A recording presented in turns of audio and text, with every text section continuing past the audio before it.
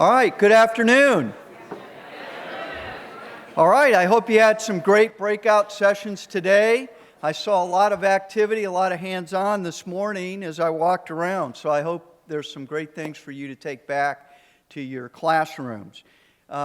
Just by way of information, by the end of the week, we will post online the resources provided by all the presenters. So you should be able to go in, go to our webpage, go to STEM Conference, look up the workshop, press on the link, and have access to those resources. So that should be available by the end of the week. You'll also receive an email sometime either by the end of the week or first of next week that'll ask you for your feedback about the conference. I would highly encourage you to give us feedback. We respond to that feedback, and it's your comments that we take to heart in making next year's conference even better. Now, we've been all about project-based and activities today, so we have a delight because our closing speaker is going to give us some more hands-on project-based learning today. Dr. Arthur Benjamin is both a professor of mathematics at Harvey Mudd College and a magician, hence the term Mathemagician. Reader's Digest calls him America's best math whiz, and he has been repeatedly honored by the Mathematical Association of America, and he was recently selected by Princeton Review as one of the best 300 professors in America of all disciplines. So Dr. Benjamin has been on numerous television and radio programs, and his TED Talks have been viewed more than 10 million times. He's the author of several books. His latest one is outside. I'd commend it to you. He will be around after this session to sign that book and answer any questions about it. The name of the book is The Magic of Math, Solving for X and Figuring Out Why. So, without further ado, please join me in welcoming Dr. Art Benjamin. Thank you. Thank you. Good morning, ladies and gentlemen. My name is Art Benjamin, and I am a mathemagician. What that means is I combine my loves of math and magic to do something I call mathemagics. Now, before I get started, I have a question. You want to see, I have an actual magic trick up my sleeve. Doesn't have much to do with math, but it's a pretty cool trick. You want to see it? All right.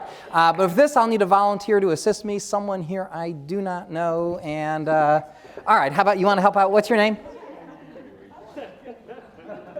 Bring her up with a round of applause. Terrific. What's your name?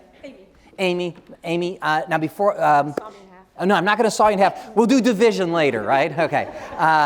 But in the meanwhile, have we ever met before? We have not. No, you seem proud of that fact. But that's good.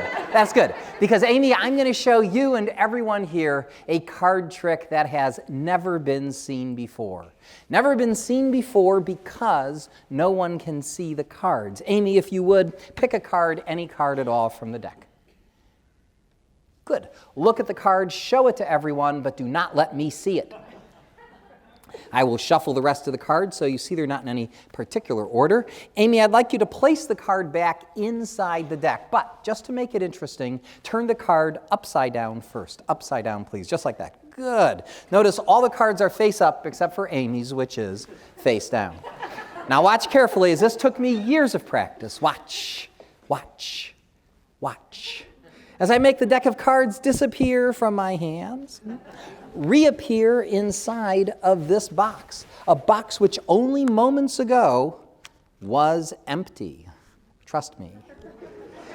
Now I realize, Amy, what you were doing a moment ago was just a figment of your imagination, but what was the card, for that brief second at least, that you imagined that you selected? Amy, what card did you imagine? Queen of Hearts. The Queen of Hearts. That's amazing because you'll notice in this deck that one card And only one card has been turned upside down. Would you be so kind as to show everyone the upside down card, the Queen of Hearts? And let's give Amy a nice round of applause. Thank you, Amy. Oh.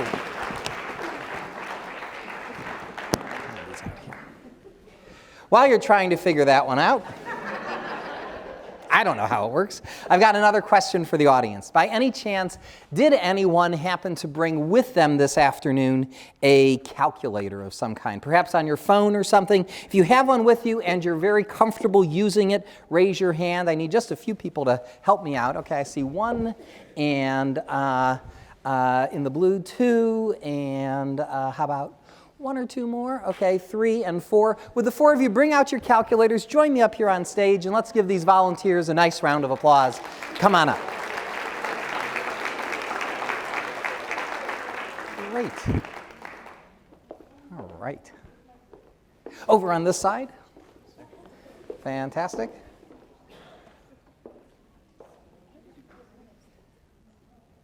As we give our volunteers, brave volunteers, one more round of applause. Right this way. Thank you. Thank you. Yeah, basic functions are all we need. Now, since I haven't had the chance to work with these calculators, I need to make sure that they are all working properly. Would somebody get us started by giving us a 2-digit number, please? How about a 2-digit number? What was that? 46. And another 2-digit number. How about you? Multiply 46 times 24. Make sure you get 1,104 exactly, or the calculators are not working. Do all of you get 1,104? Give them a round of applause.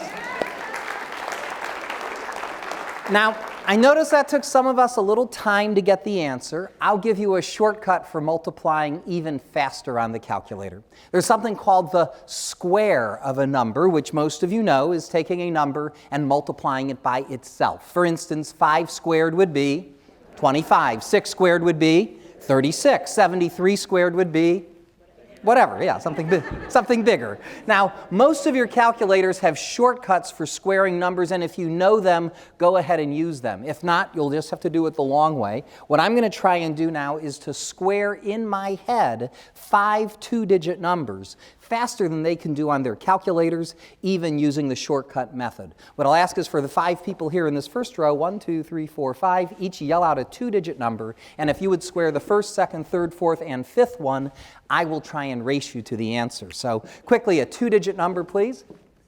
62, next. 37, next. 42, did you say? Next. 19, and one more. 10. That's too easy. Another one? 11. All right, it's easy too, but all right. Would you call out your answers, please? 3,844. 1,369. 1,764. 361, and the one we're all worried about? Give them a round of applause. Let me try to take this one step further. I'm going to try to square some 3-digit numbers this time. I won't even write these down. I'll just call them out as they're called out to me. Anyone at all call out a 3-digit number. Anyone on our panel, verify the answer. And if I get the answer right, give me a thumbs up. If I make a mistake, let me know and I'll try and fix it. A 3-digit number, anyone? 931. 931 squared is 866,761. Yes, good. How about another 3-digit number, please? 136 is 18,496, 18496. Good. How about another 3-digit number? 727. 727 is 528,529. Good. Another 3-digit number, please. 639 is 408,321, 408321. One last 3-digit number. Go ahead. 197 is 38,809. Thank you very much.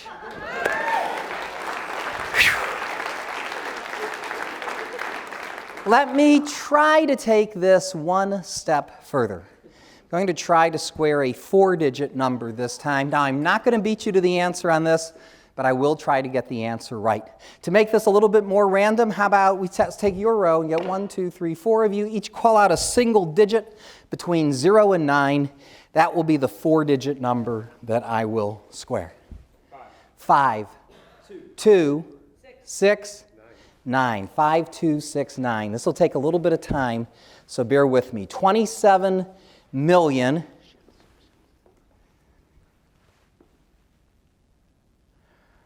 762,361.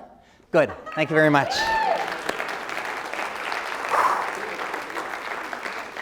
Now, I would attempt to square a 5-digit number, and I can, but unfortunately some calculators cannot. What can you do? Although most of yours can these days, and I'll talk to you later about that. In the meanwhile, let me conclude the first part of my show by trying something a little trickier. Let's take the middle number here on the board, 1764. It's 42 squared, and 42 is one of my favorite numbers. If you take 1764, and I want you to multiply it by any 3-digit number that you'd like. But don't tell me what you're multiplying by, just multiply it by any random 3-digit number.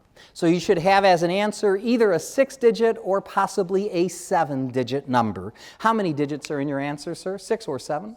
7? 6? 6? 6? 6. Is there any possible way that I could know what 6 or 7-digit numbers they have? Say no. No. Good. Then I shall attempt the impossible, or at least the improbable. What I'd like each of you to do is to call out for me any 5 of your 6 digits, or in your case, 6 of your 7 digits, in any order you'd like. 1 digit at a time, I shall try and determine the digit you've left out. So starting with your 6-digit number, call out any 5 of them, please. 9, 0, 5, 6, 1. Did you leave out the number 6? Yes. Good, that's 1. You've got a 6-digit number, call out 5 of yours, loud and clear. 0, 5, 7, 3, 3. Having a little trouble with this one. Don't forget your number, and I'll get back to it. You've got a 6-digit number, 5 of yours, in any order. 6, 6, 1, 9, 5.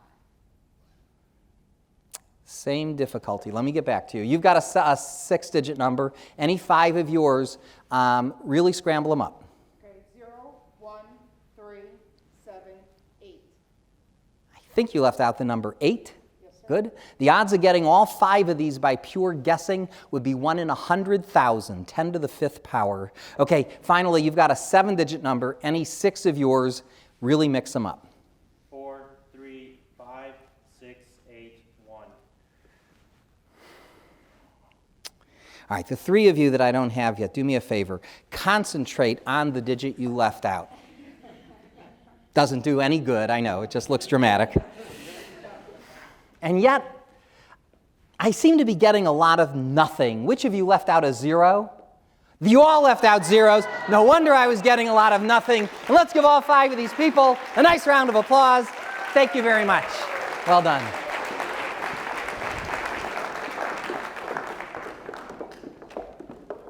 I knew there had to be a reason. For my next number, thank you, I'd like to present something. Somebody got it. I'd like to present something we mathemagicians refer to as magic squares. Now, for those of you unfamiliar with these are kind of like Sudoku on steroids, and you'll see what I mean by that in just a moment. Now, I've done such an extensive study on magic squares that I'd like to create one for all of you right before your very eyes. But for this, I'll need another assistant, someone here I do not know. I do not know you. What's your name? Let's give Rihanna a nice round of applause. Come on up here, Rihanna.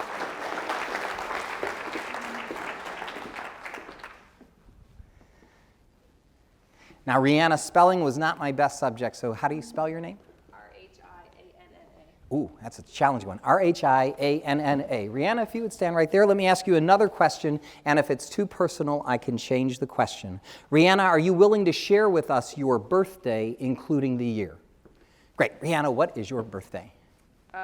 May 22nd, 1989. 5/22/89, that's your birthday? Rihanna, if we were to add the numbers in your birthday together, let's see, we have 5 plus 22 is 27, plus 8 is 35, plus 9 is 44. So 44 becomes your magic number. What I'm going to try and do now, Rihanna, is to fill out this box in such a way as to get your magic number appearing here as much as I possibly can. This will take me a couple of seconds, so bear with me here. I think that works. Rihanna, would you choose for us any row? Row number 2, 3, or 4? Which would you like? 4. All right, class, together. 22 plus 3 is 25. Plus 11 is 36. Plus 8 is 44. The others were 5, 27, 35, 44, 7, 17, 21, 44, 10, 19, 40, 44. Would you choose a column, Rihanna? 1, 2, 3, or 4? 4. All right, class. 9 plus 23 is 32. Plus 4 is 36. Plus 8 is 44. The others were 5, 12, 22, 44, 22, 32, 41, 44, 8, 12, 33, 44. How about that? Whew. Now, Brianna, I am not through with you. I decided that since this was your magic square based on your birthday, at no extra charge, I would give you these diagonals as well. Check it out here. 22 plus 9 is 31, plus 4 is 35, plus 9 is 44, 5, 15, 36, 44. But I didn't stop there either. I decided since this was for Rihanna, wouldn't it be great if we could get these 4 in the center to add up as well? Check it out here. 10 plus 4 is 14, plus 21 is 35, plus 9 is 44. But did I stop there? No, Rihanna, you may have noticed I put a little extra attention in that corner. I did that so I could get these 4 squares. 5 plus 22 is 27, plus 10 is 37, plus 7 is 44 to add up. And I figured, heck, as long as we got that group of 4, let's have a party. We may as well get this group of 4, 8, 17, 40, 44, 10, 19, 22, 44, 21, 25, 33, 44. But did I stop there? No, I said Rihanna wouldn't be happy unless we got this group of 4, this group of 4, this group of 4, this group of 4, this group of 4, this group of 4. Now I have to apologize, Rihanna. I was not able to get this group of 4 nor that group of 4 to add up, but I had to do it that way if I was going to get these 4 in the corners. I knew that would be important to you. 5, 14, 22, 44. But wait. Here's the cool part. Rihanna, not only do those 4 numbers in the corners add to 44, if you look at them closely, you'll see we have 5, 22, 89. I gave you your birthday twice, which I thought you'd like, so please keep this as a souvenir from me, and let's all give Rihanna a nice round of applause. Thank you, Rihanna. Thank you very much. Absolutely. I'll sign it after the show for them if they want.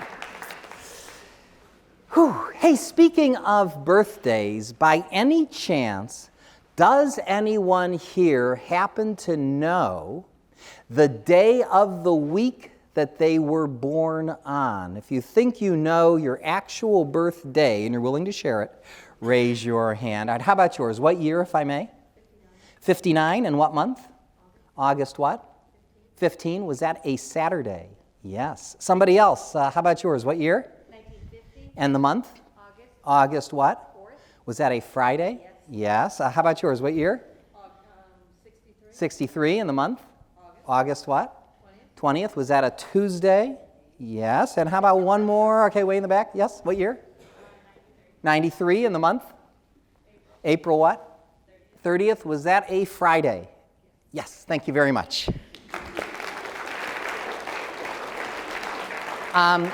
Do we have anyone here who does not know their day of the week but always wanted to find out? Okay, we'll do yours. Now, of course, if you don't know what it is, I could just make up an answer and you'd probably believe me. But luckily, there are apps for everything these days. Let me find where to go. Sir, I'll ask you to help me out here for just a second. So, all you have to do is type in the year, and the rest is pretty clear. Okay, so what year, first of all? It's 1953, so type in 1953. And what month? January. Press the January button and look at the calendar. January what? 2nd. I believe that was a Friday. Do we get confirmation? It is a Friday. I'll tell you what, as long as you have the app with you, let's try something more challenging. The app will go as far into the past as 1600 and as far into the future as the year 3000. Give us a year between 1600 and 3000, not too close to this year to make it more of a challenge. Oh, you want me to Yeah, why not? 1776? 1776. Now, don't say July 4th, because I know that's a Thursday, but the others, I actually have to calculate. All right, hang on a second. Okay, and how about a month? What month would you like? April. April what? 16th. Was that a Tuesday? Sure was. And it was cloudy, I think. Thank you very much. Thank you. And anyone else who wants to find out their birthday, see me after the show when I'm signing books out there. I'll be more than happy to tell you. You don't even have to buy a book. Now, folks, if I were performing for a different sort of audience, like say at the Magic Castle in Hollywood or Disneyland, as I occasionally do, I might follow this up with other feats of magic and mind. But for an audience such as this one, I actually prefer to break the magician's rule and explain to you most of what you've seen me do up here and more. In fact, I'd like to conduct the rest of this program, the next 30, 40 minutes or so, very informally, so feel free at any time to interrupt me with questions, even if it has nothing to do with what I'm talking about. It's more interesting that way. So, honestly, I've got hours and hours of stuff I can talk to you about, but only about a half hour to be up here. So what would you like to know? I'm at your disposal. Who would like the first question? Yes, please. At what point did you know that you were number oriented? At what point did I know I was number oriented? At least I wasn't, square oriented or something, right? That would be. So I guess I have loved numbers for as long as I can remember, for as long as my mother can even remember. So, 2, 3 years old, I was playing with numbers. I wasn't calculating like you've seen me do up here. That was a skill. Maybe I should say it was a product of a misspent youth. So as a kid, I just loved playing with numbers. What I especially enjoyed doing was pulling problems apart and trying them different ways. And I found that if I was careful, I'd always get the same answer. And I just thought that was really, really cool about arithmetic, that you could, be very creative in your methods. As long as you followed the rules, you'd always wind up with the same answer. And I loved that about math then, and I still love it now for that reason. I guess I didn't realize that I had anything that special going on until about the 8th grade. And that's when I'd figured out a way of squaring numbers, which is what I'm still doing up here today, and using a method that the teacher and none of the teachers at the middle school or high school had seen before. That got me very excited, and that sort of gave me the extra incentive to do more problems like that. Can I show you the method I use for squaring numbers? All right, yeah, okay. So, all right, so let's see. Let me start off with 2-digit numbers, and then if you're interested, we'll work our way up to larger ones. Give us a small 2-digit number as our first example. Either one of you, any of you. Okay. 25. Now, actually, 25, let me save that for second, because numbers that end in 5 are super duper easy. Okay? Many of you may know that already. Give me a different number that doesn't end in 5, but we'll get back to that one. What was that? 37. Okay, so 37 squared. Let me show you how to do it. Now, 37 is not a bad number to multiply, but what number close to 37 is easier? 40, right? Because 40 ends in 0, and I like zeros. So I'm going to go up 3 to 40. Now, whatever comes up must come down. If I go up 3 to 40, I have to balance it by going down 3 to 34. Next, I do 40 times 34. Well, don't panic yet. Let's ignore the 0 and do 4 times 34. And, this is important, I want you to do that calculation from left to right. All right? On paper, we work from right to left, and that's fine for paper. But if you want to do the math in your head, then I say you should do it from left to right. I mean, you read numbers left to right, you pronounce numbers left to right, you say 361, not 1 and 60 and 300.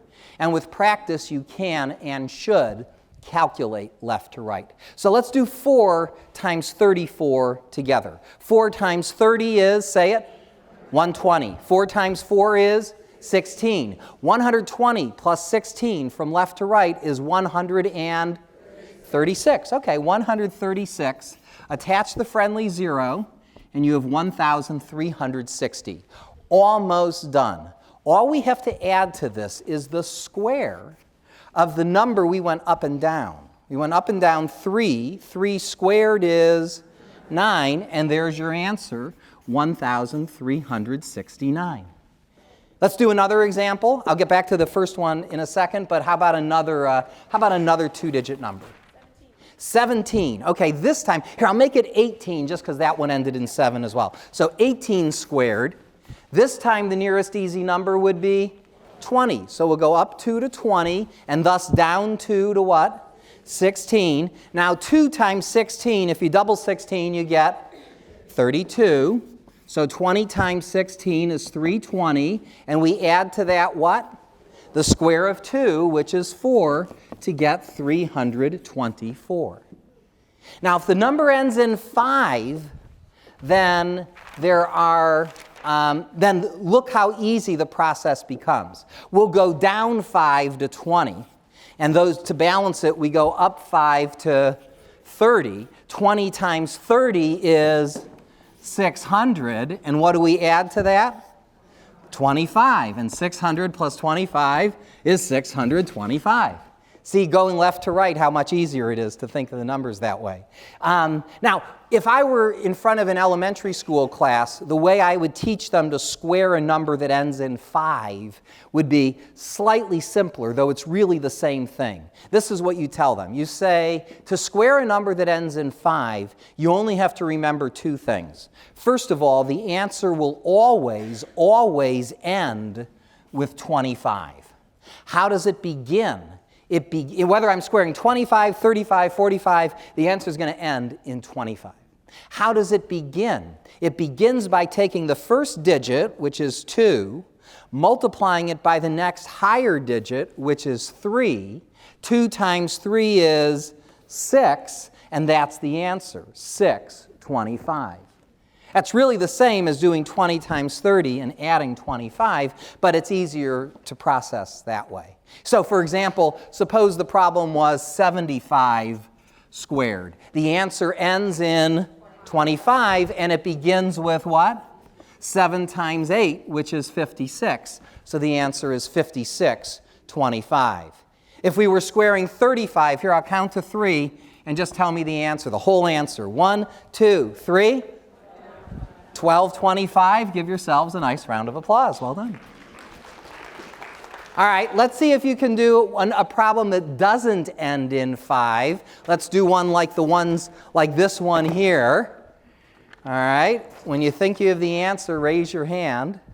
See if who can square the number 96. It looks hard, but it's not so bad. Think of what you'll go up to. Think of what you'll go down to. Multiply. And then add. What did you get? I'm going to be embarrassed if I'm wrong. Is it 9216? 9,216. Give her a round of applause. Well done. Very good.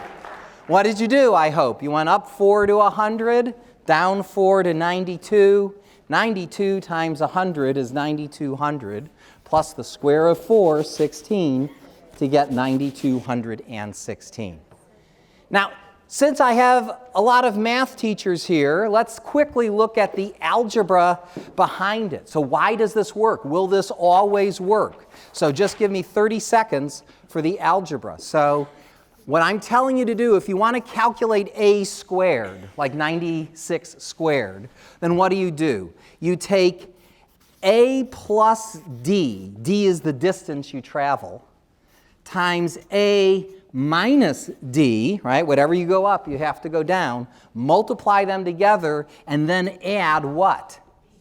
D squared. Now, will that work? Well, let's see. Algebra tells me that a plus d times a minus d is a squared minus d squared. When you add the d squared, the d's go away, and you're left with a squared. So you know it's going to work. I don't think of the algebra as I do the calculation, but it gives me comfort in knowing that this process is always going to work, whether I'm squaring a 2-digit number or a 3-digit number or higher. Okay? If I wanted to square a 3-digit number just for the fun of it, and only I would do it for the fun of it, give me a 3-digit number, and I'll quickly show you how it's done. 482 squared is 232,324. And that's a great example because we actually have some of the of what we want already up here. Now, do you recall earlier we squared 18? All right? That's a good thing to know because when I square 482, with a 2-digit number, I round it to the nearest multiple of 10. With a 3-digit number, I go to the nearest 100. So for 482, the nearest easy number would be 500. How far am I from 500? 18. Haha, okay. I go up 18 to 500. I go down 18. You could either subtract 18, it's 400 something. The way I get the something is I actually double the number 82 to get 64. Why does that work? These two numbers are equidistant from the original number. So these two numbers would have to add up to twice the original number. So if I double this number and get 964, I know this is 500 and 464. Or you could just subtract the silly 18, but that's what I'm actually doubling that number. Okay, next we do 500 times 464. That's a really nice problem because what's special about 500 that makes it really nice for multiplication? What's special about it? It's half of 1,000. If I said 464 times 1,000, you'd say 464,000. So if I want 464 times half of 1,000, what's half of 464?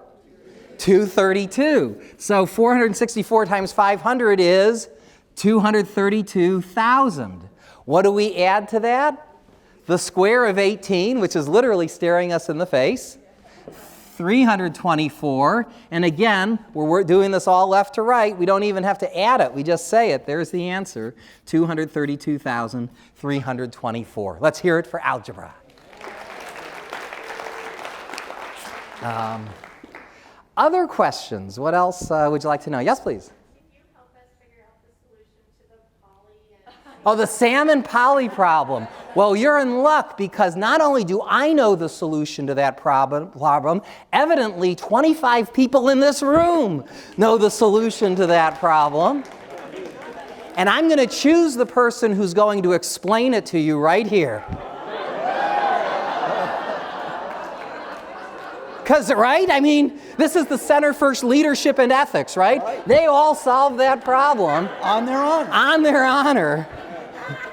Does anyone wish to have their solution withdrawn from the... All right, I'm gonna trust that they know how, but okay. The iPad Mini goes to Nicole Franklin. Is she here? Nicole? Oh, by the way, we're only about 1/3 of capacity, so if she's not here... Oh, is she? Oh, there she is. Okay. Nicole, we're going to come on down, or you can come on up if you'd like to deliver the iPad. Okay, great, Nicole. So that's you. And since you're up there, I won't have you come down and explain your answer there. I understand. But we also a free signed book. I'll have them for sale outside right afterwards. But the first one will go to Ken Grintstaff. Ken, are you here? Yeah, Ken, okay, got it? All right, wow, look at that. Something to being up there is pretty nice. Okay, so we have 2 winners there. All right, great. Congratulations to our winners. I don't think I want to go to all the details of salmon poly, but let me just get you started on that, okay? It's a fun problem. I learned about it when I was in grad school a long time ago, and it's one I've given as a sort of a how to ruin your students' spring break problem ever since. Okay, so let's recall what the problem said. It said that is that there were two numbers, x and y, chosen between 3 and 97. And this Martian comes down and tells Sam the sum. Sam knows the sum. And it tells Polly the product. And then Sam starts by saying to Polly, you don't know x and y. Polly said, that was true, but now I do. And then Sam says, now I do too. All right, so let's see how we'd start solving this problem. Now, most of the work comes in with looking at Sam's original statement. How can Sam be sure, just by looking at the sum, that Polly doesn't know the product? I mean, originally, what are the possible sums that Sam could have had? It could have been as small as 3 plus 3 and as large as 97 plus 97, right? I mean, it could have been any sum from 6 to 194, all right? I'm going to gradually eliminate most of those numbers from consideration and bring it down to a list of only about 10 sums, 10 numbers that would have allowed Sam to make his statement. So the first question is, and I know the first thing to think about is if the numbers were both prime, right? If Polly had 2 primes, she would know how to factor her number, right? So any number that was the sum of 2 primes, you could eliminate. Sam wouldn't be able to make his statement, right? For example, the sum could not have been 10 because if the numbers had been 3 and 7, Polly would have said, well, if Polly had seen 21, she'd know how to factor. It would have to be 3 times 7, right? Now, there's a theorem in mathematics called Goldbach's conjecture. Actually, it's a conjecture, but it's been verified through the zillions, that any even number is the sum of 2 primes. Okay? You don't have to know this theorem for this, but it helps. So that means that all of the even numbers from 6 to 194, Sam can remove as possibilities, because every one of those numbers is the sum of 2 primes somehow. And since Sam doesn't know what Polly had, she might have had those 2 primes, and that would have given it away. Okay. Next, I claim that Sam can get rid of all the numbers from 100 to 194. Let me prove it to you. Give me a sum between 100 and 194. Give me an odd number between 100 and 194.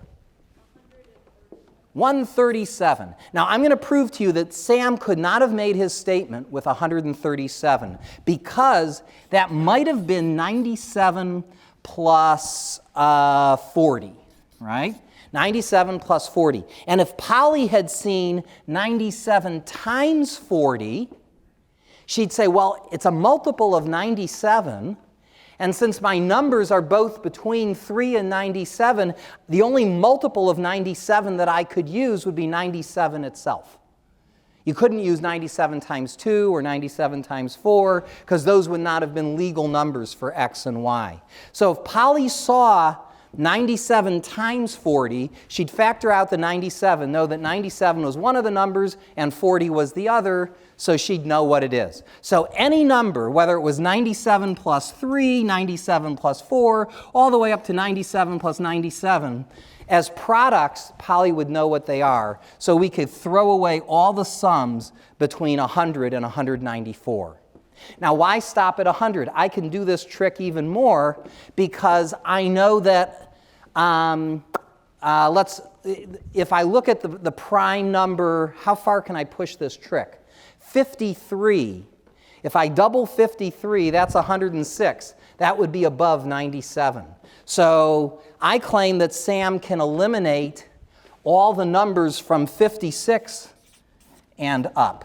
Because if the number was 53 plus 3, Then Polly, if she saw 53 times 3, she'd know it'd have to use 53. If she saw 53 times 4, 53 times 5, all the way up to 53 times 97, she'd know one of the factors had to be 53. Can we push that down any further? The next prime below 53 is 47, but double 47 is 94, and that's within range. So what have I just told you? I've just told you now that the sum has to be an odd number between 7 and 55. All right, so we've reduced it to, here are the odd numbers between 7 and 55.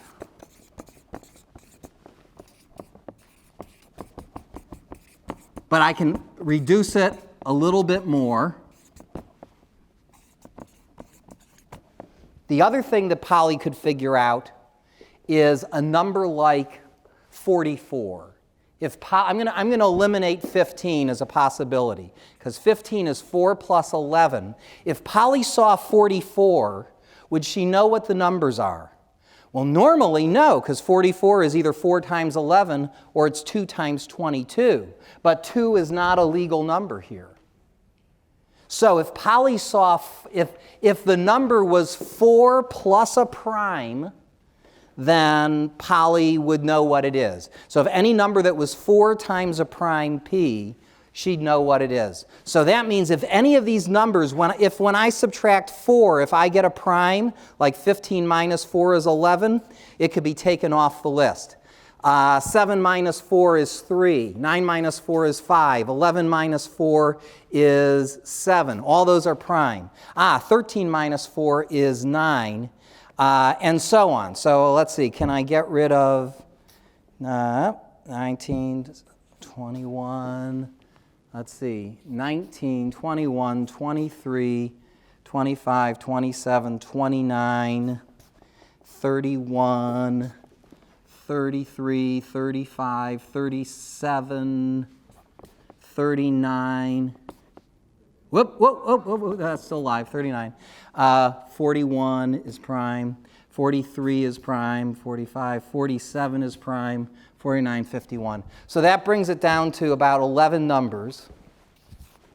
And there's one other number in this list that we can throw away, and that's 39. If the number was 3 times a prime, like 39 is 3 times 13. If Polly saw 13 times 26, 2p squared, the only way to factor 13 times 26 is as 13 times 26, because she can't do 2 times 169, so we could throw that out too.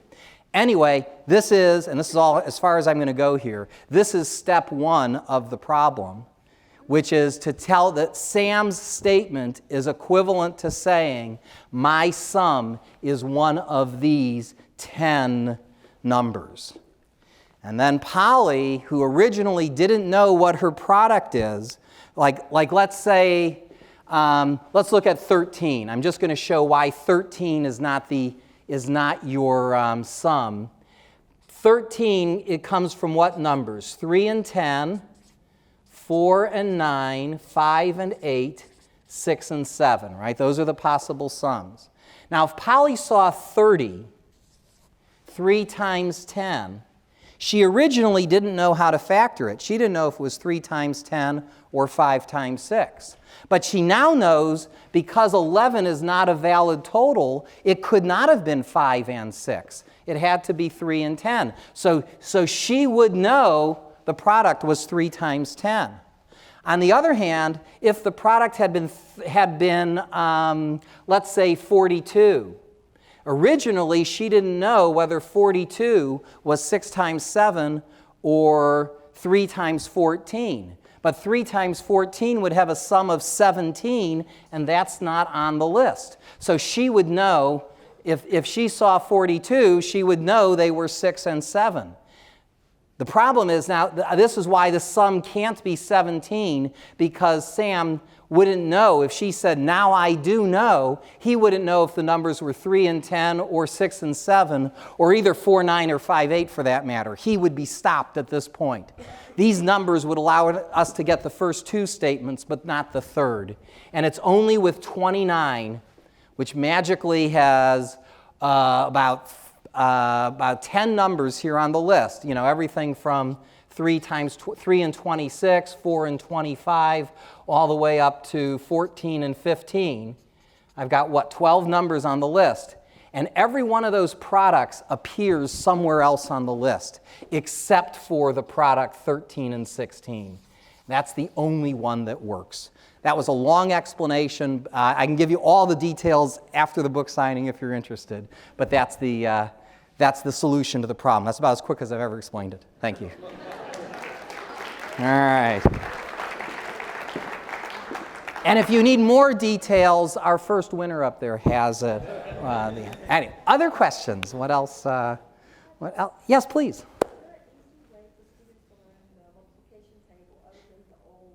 Is there an easy way for students to learn the multiplication table other than the old way?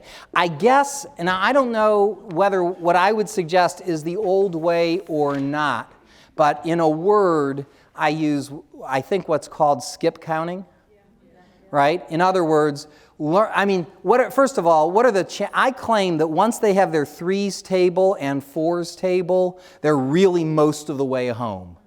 Right? Because they know their 1s table. They know their 2s table, because that's an addition problem. They know their 10s table, because that's adding zeros. And they probably even know their 9s table because of the magic 9 property, right?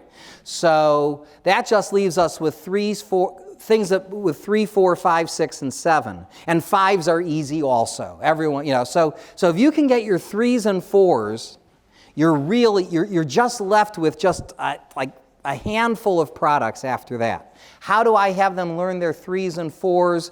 Skip counting. So count from 3 to 30 by 3s. Right? Count 3, 6, 9, 12, 15, 18, 21, 24, 27, 30. And get them to say it faster and faster and faster. Get them to say it backwards even. Get them to say it inside. And then you follow it with, okay, what's 3 times 1? 3. What's 3 times 2? 6. What's 3 times 3? 9. Right? So they associate the counting with those numbers. Eventually, they won't, only certain numbers will sound right. They will know that 29 is not an answer because that wasn't in their skip counting.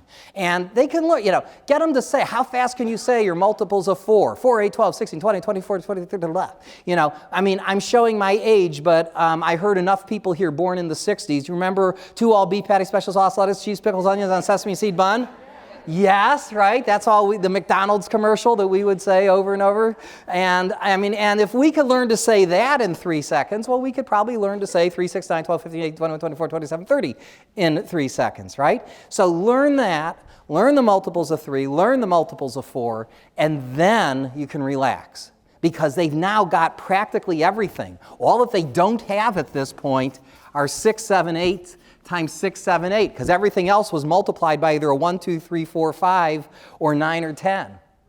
Right? And this table is symmetric, and everyone learns cognitively, we learn the perfect squares quicker, because it really only involves one number. 6 times itself, 7 times itself, 8 times itself. So it really comes down to just 3 products, 7 times 6, 8 times 6, and 8 times 7. Those are the 3 hardest ones. Those are the ones that everyone forgets. So those are the 3 to focus on at the end. Those are the tough ones. But really, if you can get them to do the 3s and the 4s, I think then they're over the hill. They're over the hump. I'm over the hill. They're over the hump. Other questions? What else would you like to know? Yes, please. What can I use to help buoy my position that calculators don't need to be in the math classroom up through perhaps algebra 2?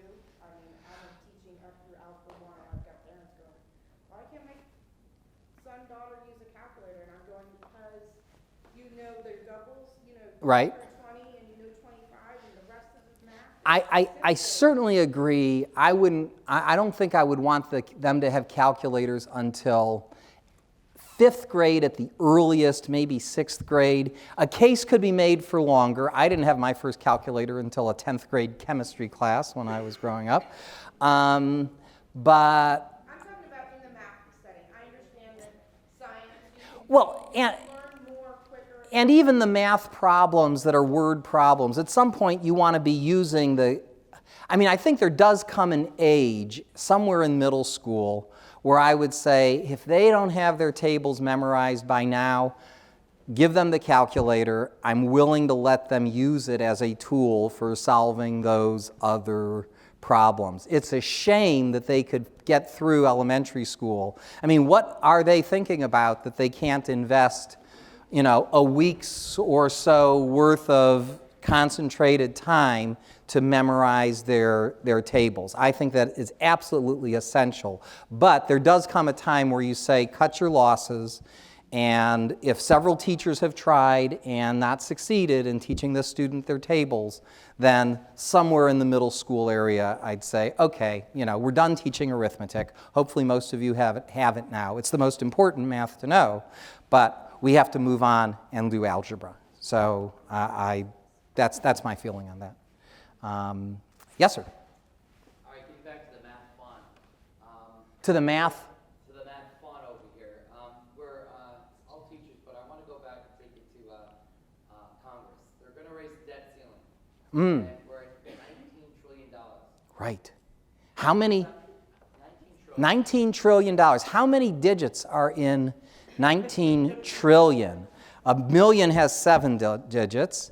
A billion has 10 digits. A trillion has 13 digits. That's a 14-digit number. Go ahead. So, well, first of all, can you magically make that disappear? I wish. I can do magic, but I can't juggle. So that's, I think, not That's a great question. And why I interrupted you by talking about how many digits were in the answer is here's something that we don't teach them, and we should. It's one day's lesson, and so we should do it, which is, okay, if I have let's say a 19-digit number, right, and I want to divide it by, let's say the U.S. population is 300 million people, so that's how many digits? 9 digits. Okay, so if I have a 19-digit number and I divide it by a 9-digit number, how big is the answer? See, and even teachers here are not yelling out the answer. The answer is 19 minus 9 is 10 digits, or one more, 11. Okay? If you have an m-digit number and you divide it by an n-digit number, then your answer has m minus n digits, or one more. The reverse is true with multiplication. If I take a 5-digit number times an 8-digit number, how many digits are in the answer?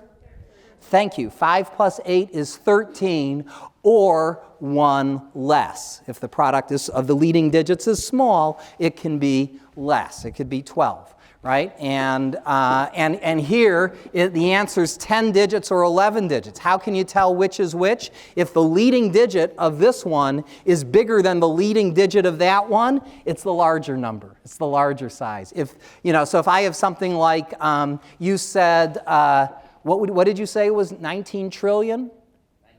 19 trillion has a leading digit of 1. 300 million has a leading digit of 3. And so it's going to be the smaller answer. It's going to be a 10-digit answer. That is way more important to know that you've got a 10-digit answer, which means what? It's a billion, right? That's a billion. Is that really right? $1 billion per person. Do I even believe that? Let's see. Did I get it? Wait, maybe I was wrong with a trillion. Maybe trillion wasn't 19. Let's see. A million is 7. A billion is 10. A trillion is 13. Okay. That's a 14-digit number. Phew, yeah, that didn't make sense to me, right? Okay, so 14 divided by, so now you tell me, a 14-digit number by a 9-digit number, 300 million is still a 9-digit number, is going to have how many digits? 5 or 6.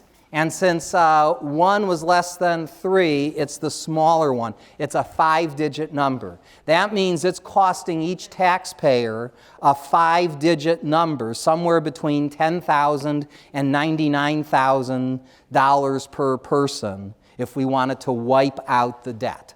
Okay? But so that's an important number, right? We should all be aware of.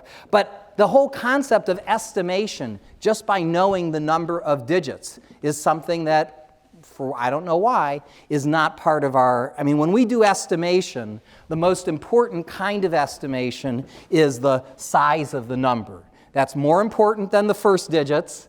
Yeah, if you know that the answer begins with 2 and you don't know whether it's 2,000 or 20,000 or 200,000, that's a big deal. And certainly better to know the first digit than to know the last digit. I mean, that's the whole idea of working left to right.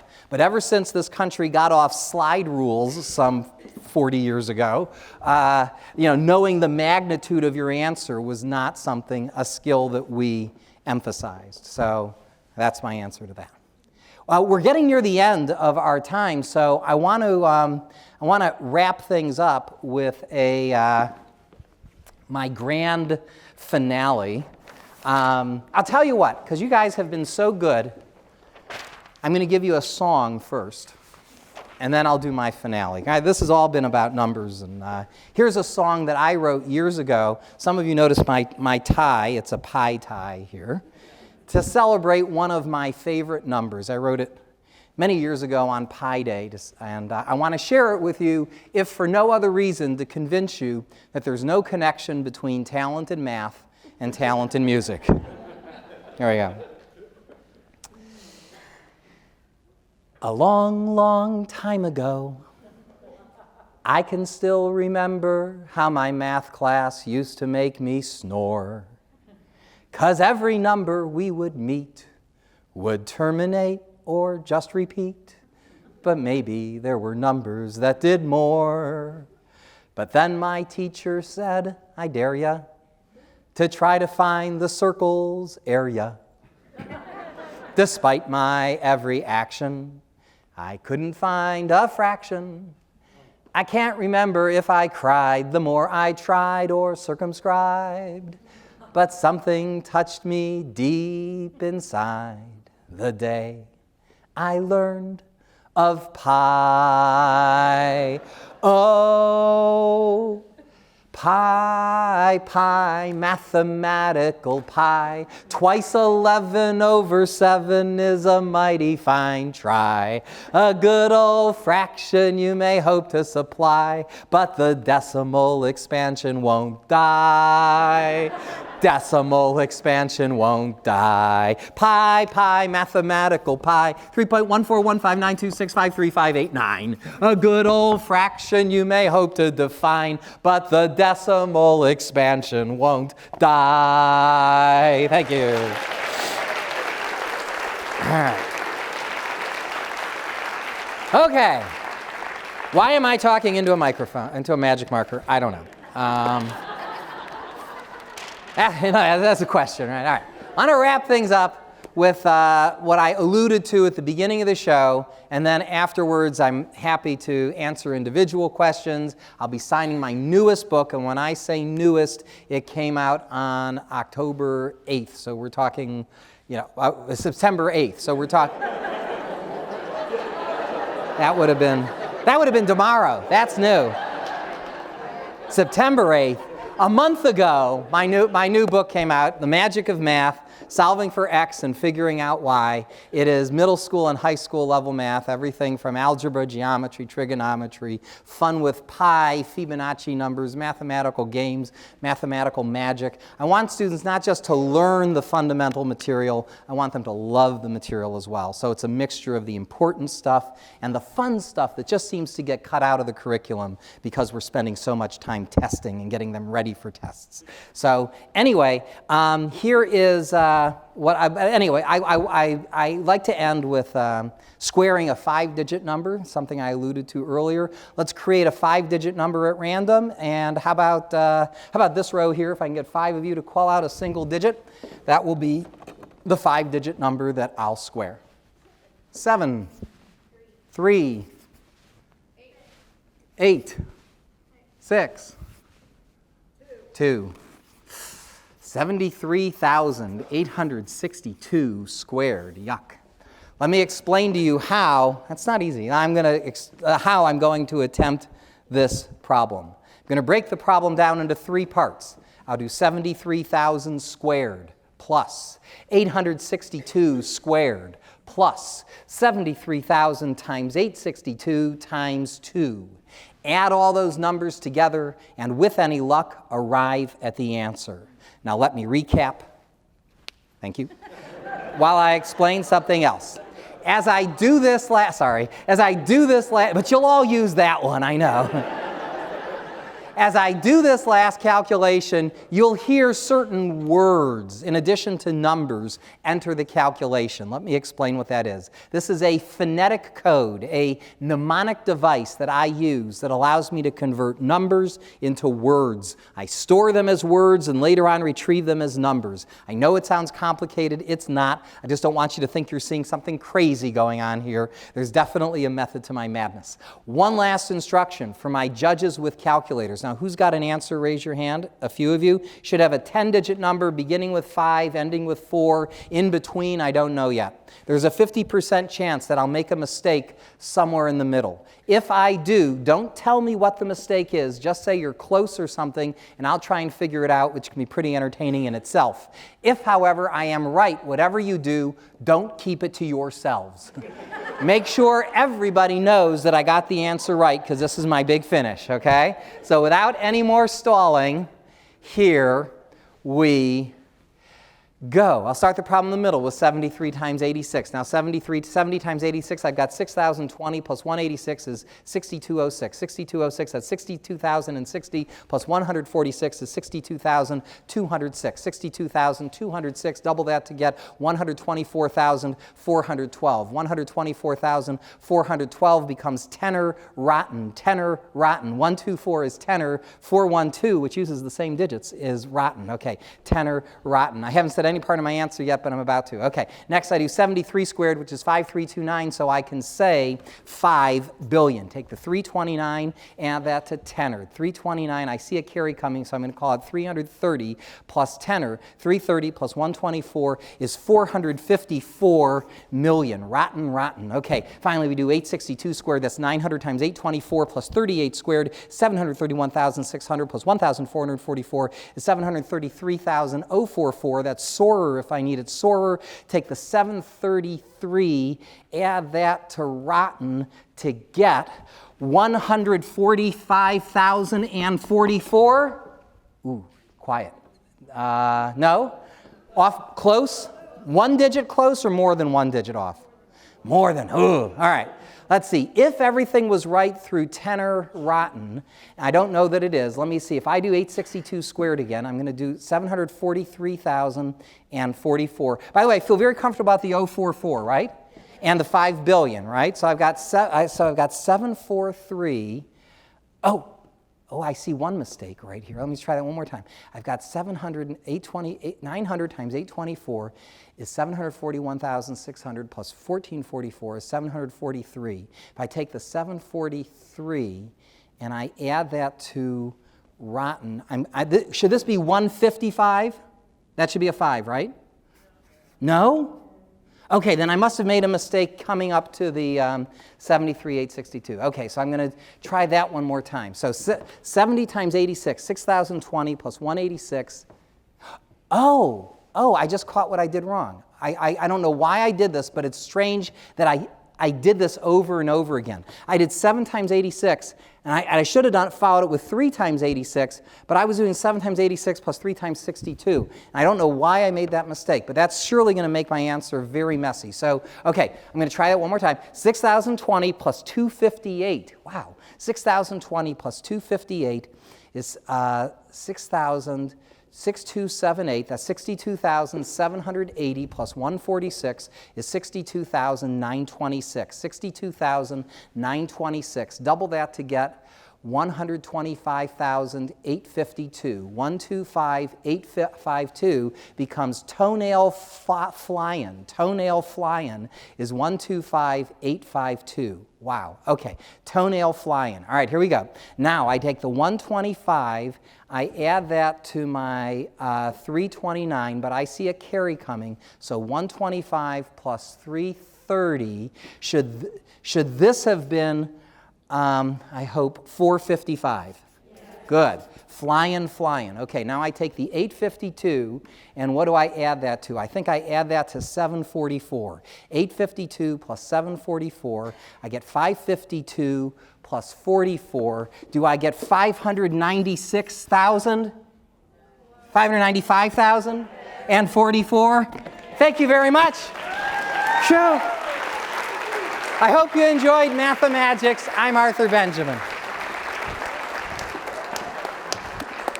Fantastic. Phew. Come on out here. Oh, okay. I think I'm about to be hazed. Let's all give him another round of applause. Thank you.